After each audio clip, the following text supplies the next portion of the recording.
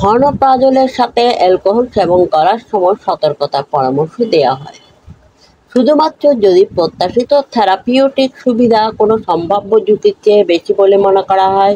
শুধুমাত্র সেক্ষেত্রে গর্ভাবস্থায় ঘনপ্রাজন গ্রহণ করা যেতে পারে। স্তন্যদানকারী মায়েদের জন্য বর্ণপ্রাজনের প্রয়োগ এড়ানোর পরামর্শ দেওয়া হয়। যাই হোক, যখন প্রয়োগ অপরিহার্য, নার্সিং বন্ধ করা উচিত। আপনার মনোনিবেশ করার এবং প্রতিক্রিয়া করার ক্ষমতাকে প্রভাবিত করেন এমন কোনো লক্ষণ দেখা দিলে গাড়ি চালাবেন না। ঘনপ্রাজন গাড়ি চালানোর ক্ষমতা পরিবর্তন করে কিনা তা স্পষ্টভাবে জানা যায় না।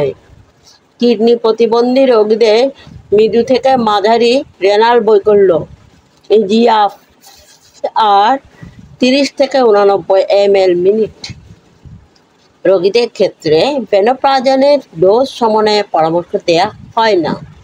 গুরুতর রেনাল বৈকল্য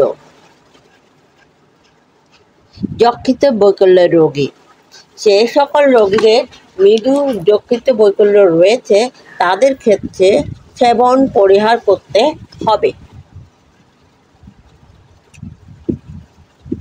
মাঝারি থেকে তীব্র যকৃত বৈকল্যের ক্ষেত্রে ভেনোপ্রাজন সেবন পরিহার করা দরকার।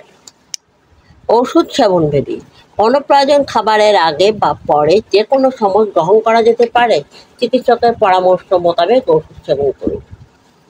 ওষুধের পার্শ্ব প্রতিক্রিয়া: বর্ণপ্রাজন গ্রহণের সাথে নিম্নলিখিত পার্শ্ব প্রতিক্রিয়া পরিলক্ষিত হয়েছে: ডায়রিয়া, কোষ্ঠকাঠিন্য, ওষুধের প্রতি অসংবেদনশীলতা, dark eruption, urticaria, hepatotoxicity, jaundice, ব্রেস, বমি ভাব, পেট ফুলে যাওয়া, গামা গ্লুটামিল ট্রান্সফারেন্স বৃদ্ধি পাওয়া, এএসটি বৃদ্ধি পাওয়া, অস্বাভাবিক লিভার ফাংশন টেস্ট, এএলটি বৃদ্ধি পাওয়া, এএলপি বৃদ্ধি পাওয়া, এলডিএইচ বৃদ্ধি পাওয়া, গামা জিপিটি বৃদ্ধি পাওয়া, ইডিমা এবং ইউসিনোফিলিয়া।